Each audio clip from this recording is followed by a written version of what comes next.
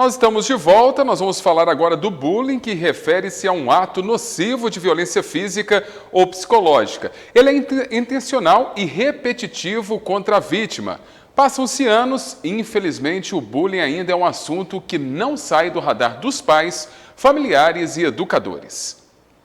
A nossa reportagem esteve com a psicóloga que falou do bullying, principalmente para as crianças e os adolescentes.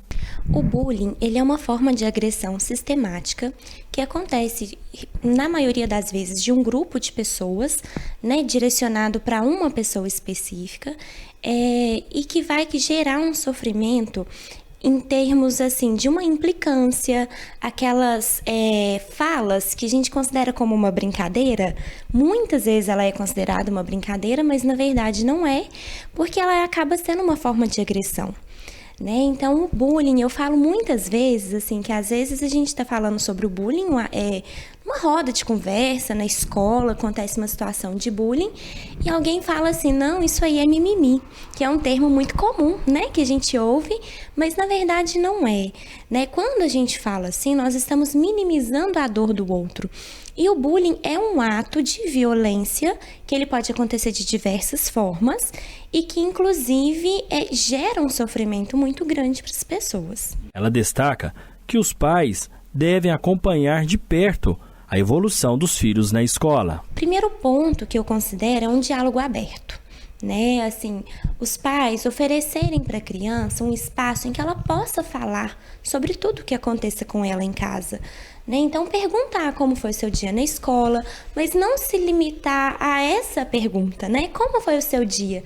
Mas tentar escutar o que a criança diz de uma forma até indireta, porque a criança, principalmente, ela fala mais, nem sempre vai ser pelo diálogo, pela linguagem mesmo, mas ela vai demonstrar, o que está acontecendo com ela.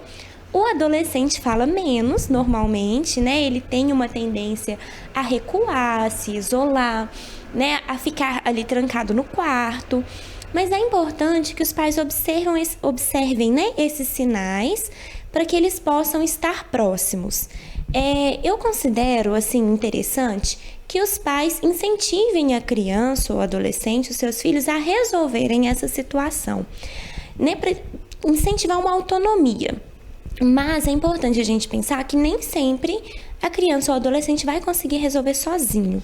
Então, às vezes, é importante que os pais deem voz àquilo que está sendo relatado, procure a escola, sinalize, os professores a mesma coisa, os professores observem, incentivem que o aluno resolva, de certa forma, com uma independência, autonomia, mas se perceber que a situação não foi resolvida, que o professor interfira também, a coordenação pedagógica das escolas, para que não permita a continuidade desse ato. Ela reforça ainda que, caso necessário, a ajuda de um profissional é de suma importância para lidar com as questões. E essa busca profissional ela pode acontecer de duas formas, Primeiro, quando os pais percebem que os filhos estão em um processo de adoecimento mental por causa do bullying, é importante a busca de um profissional para ajudar a criança ou adolescente diante desse sofrimento.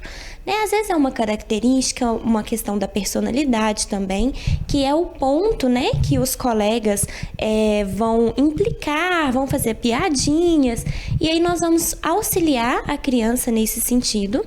E uma outra via que é bem interessante, que eu vejo muito acontecendo, inclusive eu já estive em algumas escolas, é a escola promover campanhas de conscientização, de prevenção e principalmente de esclarecimento, porque os alunos tendem a pensar que o bullying é só uma brincadeira, mas é importante eles terem uma dimensão do mal que isso pode gerar. Já o delegado de Polícia Civil, Leonardo Pio, reforça que a brincadeira de mau gosto é crime e orienta que as vítimas procurem a delegacia de Polícia Civil.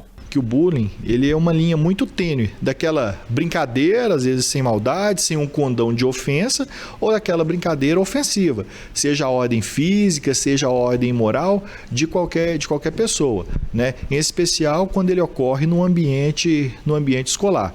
Aquela pessoa que rompe essa barreira, rompe essa linha daquela brincadeira ingênua que passa a ofender de maneira mais veemente, né, a ordem moral, né, da pessoa, ela pode incorrer em diversas espécies deletivas. E isso aí nós não estamos falando apenas das pessoas maiores, não. Estamos falando de pessoas menores, que podem incorrer nos chamados atos infracionais. E veja, se é uma situação que pode ser tratada a priori no ambiente escolar, seja com a direção, com a coordenação pedagógica, ou se rompeu essa linha entre a brincadeira e um dano maior, procure as forças de segurança e registre o boletim de ocorrência.